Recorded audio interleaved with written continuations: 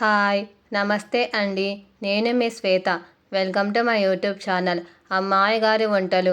Today recipe is Navratri special kadambam. ఎక్కువ శ్రమ పడకుండా తక్కువ టైంలో ఈ కదంబాన్ని తయారు చేసుకోవచ్చు. దాని తయారీ విధానం చూద్దాం. Let us start the recipe. ముందుగా ఒక బౌల్లో 1 గ్లాస్ బియ్యాన్ని వేసి సరిపడా వాటర్ని పోసి 2 to 3 times వాష్ చేసుకొని నీళ్ళన్నీ వంపేసుకోవాలి. బియ్యానికి సరిపడా వాటర్ని పోసి 1/2 hour సోక్ చేసుకోవాలి. మరొక బౌల్లో 1/2 గ్లాస్ కందిబ్యాళ్ళని వేసి సరిపడా వాటర్ని పోసి 2 to 3 times వాష్ చేసుకొని నీళ్ళన్నీ వంపేసుకోవాలి. కందిబ్యాళ్ళకి సరిపడా వాటర్ని పోసి 1 hour సోక్ చేసుకోవాలి. మరొక బౌల్లో 1/2 గ్లాస్ పెసరబ్యాళ్ళను వేసి సరిపడా వాటర్ని పోసి 1 hour సోక్ చేసుకోవాలి. కదంబం అంటే సాంబార్ రైస్ అని కూడా అంటారు. నాకు తెలిసిన కదంబంలో ఆనియన్, వెల్లుల్లి వేయరు. ముందుగా కుక్కర్లో 1/2 hour వాటర్లో సోక్ చేసుకొని నీళ్ళన్నీ వంపేసుకున్న బియ్యం, 1 hour వాటర్లో సోక్ చేసుకొని నీళ్ళన్నీ వంపేసుకున్న కందిబ్యాళ్ళు, 1 hour వాటర్లో సోక్ చేసుకొని నీళ్ళన్నీ వంపేసుకున్న పెసరబ్యాళ్ళు, 1/2 tablespoon పసుపు, 3/4 గ్లాస్ వాటర్ని వేసి కుక్కర్ మూత మూసి 4 విజిల్ కొట్టియాలి.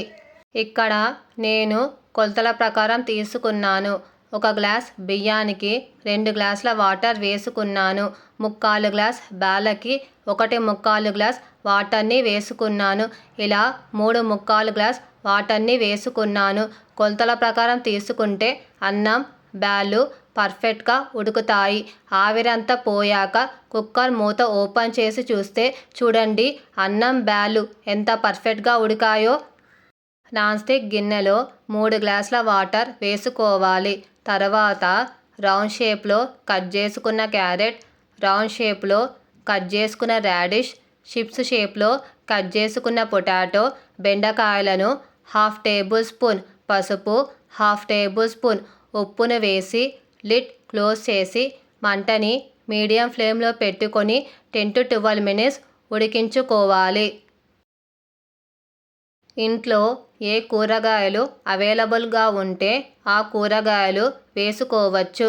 10 minutes తర్వాత లిడ్ ఓపెన్ చేసి ఇప్పుడు అందులో కరివేపాకు రెబ్బలు, 100 గ్రాముల చింతపండు పులుసు, 1 tablespoon కారంని వేసి లిడ్ క్లోజ్ చేసి 6 to 7 minutes ఉడికించుకోవాలి.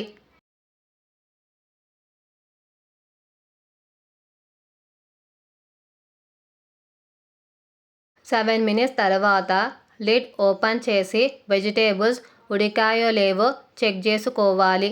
చూడండి వెజిటేబుల్స్ ఎంత చక్కగా ఉడికాయో.